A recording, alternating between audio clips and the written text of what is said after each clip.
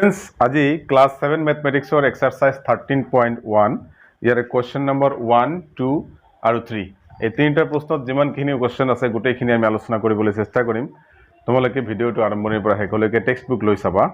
এতিয়া question number 1 ত কৈছে শুদ্ধ উত্তৰটো বাছি উলিওৱা তোমালোকে চোৱা exercise 13.1 ৰ চেপ্টাৰৰ নাম হৈছে সূচক আৰু ঘাত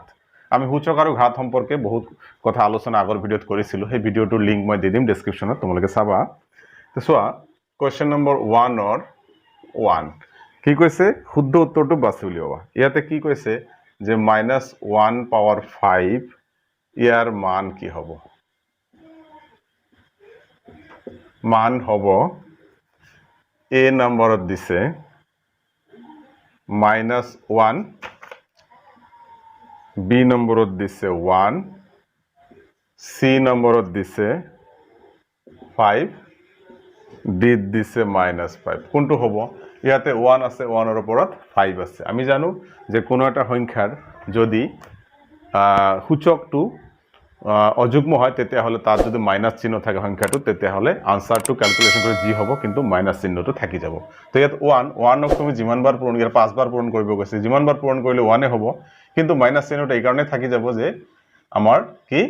সূচকটো অযুগ্ম আছে গতিকে আনসার হ'ব এ ওকে Question number 1 और 2 2 নম্বৰত কি কৈছে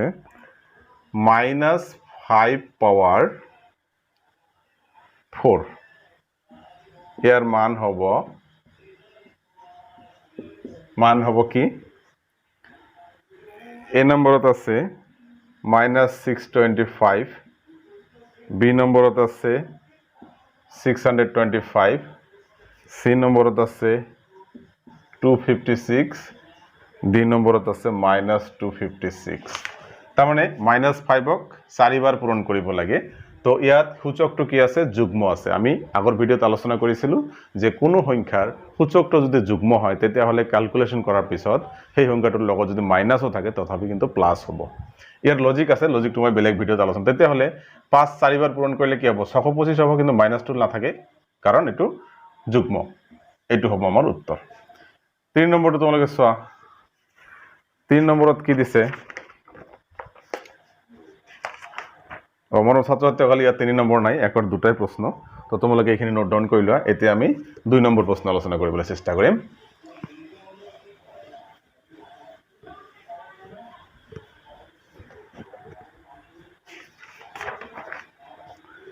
Question number 2 1 ইয়াতে সূচকীয় ৰূপত প্ৰকাশ কৰা বুলি কৈছে যিখিনি প্ৰশ্ন আছে গোটেইখিনিকে সূচকীয় ৰূপত লিখিব লাগে এতিয়া 1 ত কি আছে 5 * 5 * 5 * 5 কেইটা 5 আছে 5টা আমি সূচকীয় ৰূপ কাক বুলি কওঁ 5 ৰ কেইটা আছে 5টা যিমানটা আছে তাৰ সূচক 5 লিখি দিলে হৈ যায় এটো হল আমাৰ সূচকীয় ৰূপ এইবাৰ 2 নম্বৰটোত কি কৈছে চোৱা তোমালোকে 3 * 3 * 2 * 2 তোমালোকে চাব লাগিব যে একে সংখ্যাবিলাক একে ধৰণৰ সংখ্যাক আমি সূচকীয় ৰূপত দুনিয়াকে লিখো এটো নিয়মটো কি হ'ব জানানে 3 কেইটা আছে দুটা 3 ৰ পাৱাৰ 2 হ'ব ইনটু 2 কেইটা আছে দুটা 2 ৰ পাৱাৰ 2 হ'ব এটো হৈ গল আমাৰ সূচকীয় ৰূপ নম্বৰ 3 চোৱা 3 ত কৈছে -2 into -2 into -2 into 3 into 3 into 3 আকৌ into 3 এতে কি হ'ব -2 কেইটা 3টা তাৰ মানে -2 লিখি প্লাই পাৱাৰ হৈ যাব 3 into 3 কেইটা 4টা 3 পাৱাৰ হ'ব 4 এটা হৈ গল এইবাৰ নাম্বাৰ 4 টো কি কৈছে চোৱা b into b into b into b কেইটা b আছে আমাৰ 5টা b আছে into c আছে 3টা c কি হ'ব আমি সূচকীয় ৰূপত লিখিলে b কেইটা আছে 5টা b ৰ পাৱাৰ হৈ যাব 5 আৰু c কেইটা আছে c আছে 3টা c ৰ পাৱাৰ হৈ যাব 3 এটো আমাৰ হৈ গল মোৰ ছাত্ৰসকল কোশ্চেন বিলাক অতিকে সহজ তোমালোকে অলপ মনোযোগ দিবা এতিয়া নেক্সট কৰিম তোমালোকে এটো নোট ডাউন কৰি লোৱা আৰু এটা অংক আছে আমাৰ ঠিক আছে এবাৰ 2 আৰু 5 number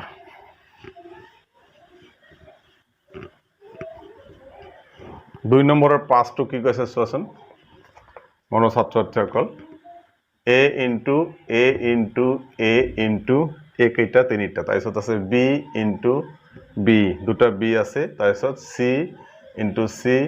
into c into c কেইটা c আছে c আছে 5টা হল এতিয়া আমি কি লিখিম a দুটা আছে এর পাওয়ার 2 হ'ব ও দুটা নহয় a আছে তিনিটা সরি এর পাওয়ার 3 হ'ব b আছে দুটা b এর পাওয়ার 2 হ'ব c আছে 5টা c এর পাওয়ার 5 হ'ব এটা আমার সূচকীয় রূপত লিখা হৈ গল তো মৰম ছাত্ৰ ছাত্ৰীসকল এতিয়া কোৱেশ্চন নম্বৰ 3 কোৱেশ্চন নম্বৰ 3 কি কৈছে সোৱা 3 1 নম্বৰটো আগতে কৰিম ইয়াত কৈছে মান নিৰ্ণয় কৰা প্ৰথমটো 2 পাৱাৰ 7 2 পাৱাৰ 7 এৰ মান নিৰ্ণয় কৰিব লাগে কেনেকৈ সূচকীয় ৰূপত আছে আমি ইয়াক মান নিৰ্ণয় কৰিব লাগে কেনেকৈ 2 into 2 into 2 into 2 into 2 into 2 7 বার 1 2 3 4 5 6 7 বার কি হ'ব 2 2 গুণ 4 4 2 গুণ 8 8 2 গুণ 16 16 2 গুণ 32 32 গুণ 64 64 2 গুণ 64 2 গুণ 128 হল এইটো আমাৰ আনসার এই 2 পাওয়ার 7 ক আমি যদি মান নির্ণয় করি তেতে হলে আমার 128 পাও ওকে 64 into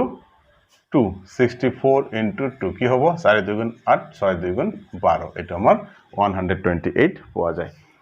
তোমালোকে নোট ডাউন করা এতিয়া নেক্সট অঙ্কটো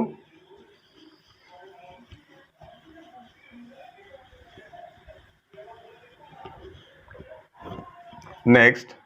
3 এর 2 নম্বর -2 পাওয়ার 7 এবার আমি ইতিমধ্যে ক্যালকুলেশন কৰিলো যে 2 পাওয়াৰ 7 হলে 128 হয় কিন্তু এতে মাইনাস আছে তোমালোকে সোৱা যেহেতু আগৰ 2 টুত মাইনাস নাছিলে গতিকে আমাৰ ৰেজাল্ট 2 প্লাস আহিছে কিন্তু এই ক্ষেত্ৰত তোমালোকে চিন্তা কৰিবা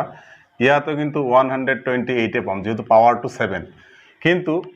অযুগ্ম পাওয়ার হওয়ার কারণে কি হ'ব মাইনাসটো আমাৰ থাকি যাব এটো আমাৰ হৈ গল ওকে আগতে যেহেতু 2 পাওয়াৰ 7 ক্যালকুলেশন কৰিছো সেই কাৰণে মই দীঘলীয়া নকৰিলো কিমান 3 নম্বৰ সোৱা 3 power 6 আমি কি কৰিম 3 6 times 3 into 3 into 3 into 3 into 3 into 3 তো 3 3 are 9 9 3 are 27 27 3 are 81 81 3 are 243 243 3 are 243 আৰু 3 কি হ'ব 3 3 গুণ 9 3 4 গুণ 12 2 1 3 2 গুণ 6 1 7 তার মানে এটা কি হ'ব 729 তো 3 পাওয়ার 6 হলে আমার এটু ইয়ার মান ওলাব 729 729 এবার তুমি 4 নম্বরটো চোৱাচোন 4 নম্বৰত কি আছে -3 পাওয়াৰ 6 তোমালোকে চোৱা আমার পাওয়ারটো কি আছে যুগ্ম আছে আমি আগতে কৈছো যে যুগ্ম পাওয়ার থাকিলে সংখ্যাটোৰ লগত মাইনাস থাকক বা প্লাস থাকক আনসার কিন্তু প্লাসে হ'ব গতিকে যেহেতু 3 পাওয়ার 6 আমি ক্যালকুলেশন কৰি পালো 729 ইয়াতো 729 এ হ'ব মাইনাস নহব কিয় এটো যুগ্ম আছে মর থাকিব এটো আমার হৈ গল এবার আমার 7 নম্বরটো সরি 5 নম্বরটো সোৱা এটো আমি মহাৰিছো 5 নম্বৰ কোশ্চেন নম্বৰ 5 5ত কি কৈছে সোৱা 2 power 5 into 4 power 4 2 power 5 মানে 2 5 times 2 2 2 2 আকৌ 4 times 4 times 2 2 jar 4 4 2 jar 8 8 2 jar 16 16 2 jar কিমান 32 4 4 jar 16 16 4 jar 64 64 4 jar কিমান হয় 256 256 এটাতে পূরণ কৰিব লাগে 256 into 32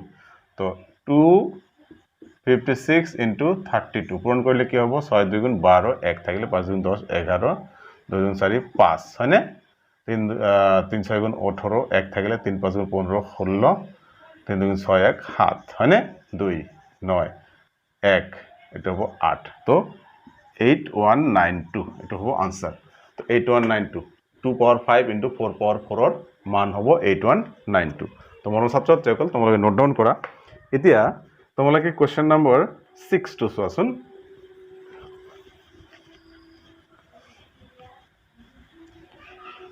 কোশ্চেন নম্বৰ 6 ত কি কৈছে নম্বৰ 6 5 square into 3 power 3 বা 3 কিউব এতিয়া 5 into 5 into 3 into 3 into 3 কি হ'ব 5 5 = 25 3 into 3 9 9 3 = 27 এই দুটা পূরণ কৰিলে কি হ'ব তো 27 আৰু 25 কি হ'ব 5 7 35 থাকিলে কিমান 3 10 3 13 হৈ যাব তাৰপিছত 14 4 থাকিব 1 থাকিব 5 হ'ব নহয় 576 তো এটো 675 তোমার ছাত্রছাত্রীসকল 5 স্কয়ার into 3 কিউব ইয়ার মান হব 675 এটা তোমালোকে বুঝিলা এতিয়া লাস্ট অঙ্ক 7 নম্বৰ 7 নম্বৰ অঙ্কটো চোৱা নাম্বার 7 কি কৈছে -3 স্কয়ার into -5 কিউব এই অঙ্কটোকে নাকি নহয় এটো নহয় এটা -3 স্কয়ার মানে কি তোমালোকে ইতিমধ্যে গম পাইছা যে পাওয়ার যুগ্ম থাকিলে কি হৈ যায় আমাৰ এটো 3 into 3 9 হ'ব কিন্তু 9 টো প্লাস হ'ব যুগ্ম পাওয়ার আছে 9 মই ডাইরেক্ট লিখিলো এইবাৰ 5 কিউব এটো যেহেতু অযুগ্ম পাওয়াৰ আছে 5 কিউব 5 3 টাইমস মাল্টিপ্লাই কৰিলে 125 কিন্তু লগত মাইনাস টো থাকিব যেহেতু অযুগ্ম আমাৰ সূচক আছে এটো পূৰণ কৰি দিয়া 9 5 গুণ 45 তাৰে 5 থাকিলে 4 থাকিব 9 2 গুণ 18 আৰু 4 22 2 থাকিব 9 গুণ 9 2